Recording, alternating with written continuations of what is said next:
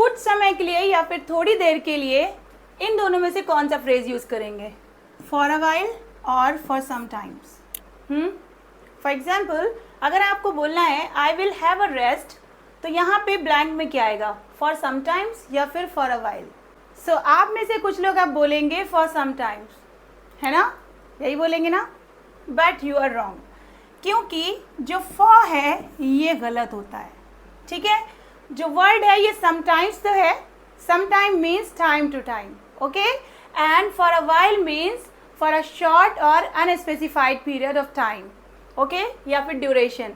जो थोड़े समय के लिए या फिर थोड़ी देर के लिए अगर आप बात करते हो तो आपको फॉर अ वाइल का यूज़ करना है, ना कि फॉर समटाइम्स का। फॉर तो यूज़ करना ही नहीं है, और अगर आपको करना है तो समटाइम्स का यूज़ करना है, वो भी टाइम टू टाइम, मतलब कभी कदार अगर आप कोई काम करते हो तो, ओके? जैसे कि मैं कभी कभी वॉक पर जाता हूँ या जाती हूँ, तो क्या बोलोगे? I go for a walk sometimes, या फिर I sometimes go for a walk, कभी कभी के लिए। For sometimes is wrong phrase to use, okay? ध्यान रखिएगा, थोड़ी देर के लिए या फिर कुछ समय के लिए आपको यूज़ करना है फॉर अ वाइल। जैसे कि I will have a rest, मैं रेस्ट करूँगा, क्या आएगा यहाँ पे? For a while, for a while, okay?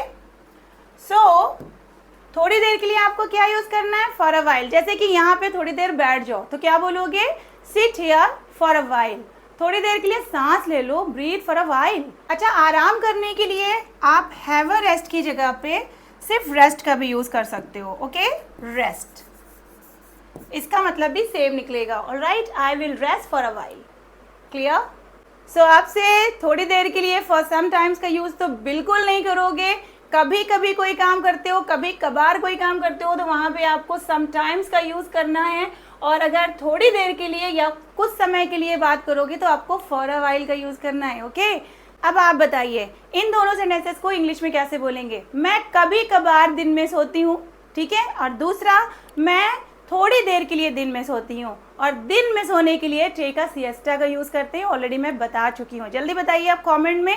इसी तरह से सीखना है समथिंग न्यू तो follow Avenue, and for the best online classes, spoken English classes, WhatsApp on given number. All the best.